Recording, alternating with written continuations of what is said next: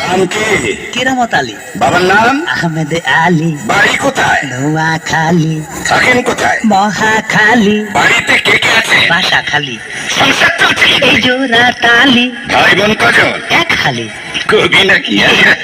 আপনার বায়োডাটাই দেখছি বেশ ছন্দমিল আছে। জেনারেল নলেজ দিয়ে শুরু করা যাক। আচ্ছা, চট করে কতগুলো জায়গার নাম বলুন তো যেখানে সংখ্যা রয়েছে।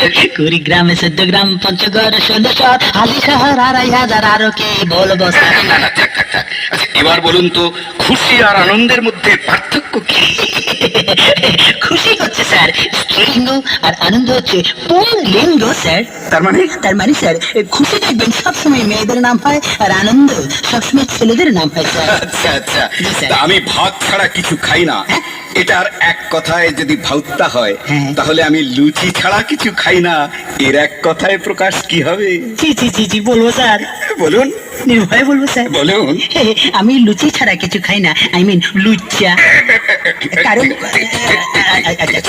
আচ্ছা, এমন একটা প্রাণীর নাম বলুন তো যার হুলও আছে, মধুও আছে। স্ত্রী স্যার। আচ্ছা, ভালো কথা মনে করেছে। বলুন তো প্রেমিকা এবং স্ত্রীর মধ্যে পার্থক্যটা কি? প্রেমিকা হচ্ছে যে দেরি হলেও প্রেমিকের জন্য ফুল নিয়ে, আই মিন পুষ্প নিয়ে অপেক্ষা করে স্যার, আর স্ত্রী হচ্ছে যে দেরি হলেও স্বামীর জন্য ফুল ঝাড়ু নিয়ে অপেক্ষা করে স্যার। আচ্ছা আচ্ছা আচ্ছা, কোন শাক খাওয়া যায় না? পোশাক। কোন লাউ লাউ না? পোলাও। কোন আগুন দেখা যায় না? হৃদয়ের আগুন। আপনি আইসক্রিম পছন্দ করেন? করি স্যার। তাহলে বলুন তো পোলার আইসক্রিম বলতে কি বোঝেন? যে আইসক্রিম পোলারা খায় তাহাকে পোলার আইসক্রিম বলে। আচ্ছা, স্থান ভেদে জি, স্যার। একই জিনিসের দুরকম নাম হয়, হ্যাঁ। এ ধরনের একটি জিনিসের উদাহরণ দিন তো। যা চোখে দিলে হয় কাজল, আর জামায় লাগলে হয় কালি। আচ্ছা আচ্ছা, মনের মতো বউ ছবিটি দেখেছেন? নেবার না স্যার, কখনো না।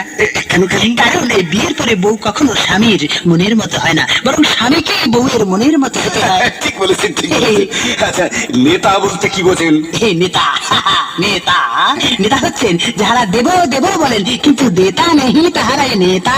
আচ্ছা, বলুন তো সরকারি চাকরি আর বেসরকারি চাকরির মধ্যে পার্থক্য কি? একটু জটিল প্রশ্ন করেছেন, তবু আমি নির্ভয়ে বলে যাই স্যার, সরকারি চাকরি পাওয়া যেমন কঠিন, যাওয়াও তেমন কঠিন, আর বেসরকারি চাকরি যে কোনো সময় চলে যেতে পারে, তাই সবাই তটস্থ থাকে।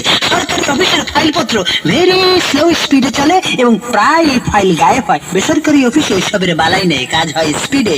সরকারি অফিসে বসদের একটু সামত করলে, আই মিন স্যার ওয়েলিং করলে প্রমোশন হয়, আর বেসরকারি অফিসে কাজ জানলে প্রমোশন হয়। এবার বলুন তো পণ্ডিত বলতে কি বোঝেন?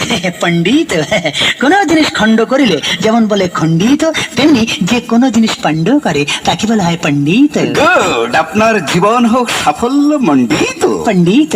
তবে আপনার চাকরি হবে না। কেন স্যার পণ্ডিত? আপনি সরকারি চাকরি করতে এসে যেভাবে সরকারি চাকরির দুর্নাম করলেন, জি, স্যার। তাতে তো আপনাকে চাকরি দিতে পারি না, কারণ আমরা প্রশংসা শুনতে চাই। কিন্তু কিন্তু আমি তো স্যার সত্য কথা বলেছি। অপ্রিয় সত্য কথা বলিতে নাই। তা বুঝ করবে না তুই।